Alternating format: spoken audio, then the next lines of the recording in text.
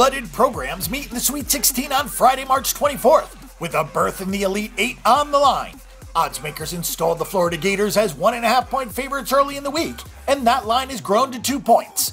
A tournament at Madison Square Garden without Villanova was thought to be a long shot, but the Wildcats were bounced by the underseeded Wisconsin Badgers this past weekend.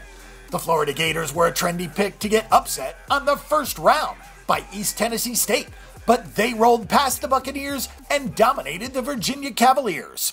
The Wisconsin Badgers now sit at 27-9 on the season and 17-16 against the spread. The Big Ten was laughed at for being a weak conference during the season, as everybody seemed to beat everybody. But Wisconsin, Purdue, and Michigan are all among the last 16 teams left standing. The Badgers struggled late in the regular season and lost 5 of their last 7 games, but put it together for a pretty impressive blowout win over Minnesota and a run to the Big Ten Conference Tournament finale before losing to Michigan.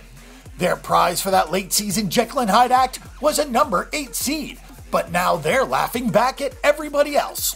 The Florida Gators didn't get much press heading into the NCAA tournament. Coming out of the lowly SEC had something to do with it, but the Gators have locked it down defensively in their first 2 games to advance to the second weekend. Florida is now 26-8 straight up and 19-13 against the spread after knocking off Virginia. It will be interesting to see how Florida adjusts to Madison Square Garden after having a Gator-heavy crowd in Orlando with the short trek from Gainesville. Florida's disappearing act in the SEC Conference Tournament has not affected them at all in the NCAA Tournament. The Gators, unlike the Badgers, were one and done in their league tournament with a 72-62 overtime loss to Vanderbilt.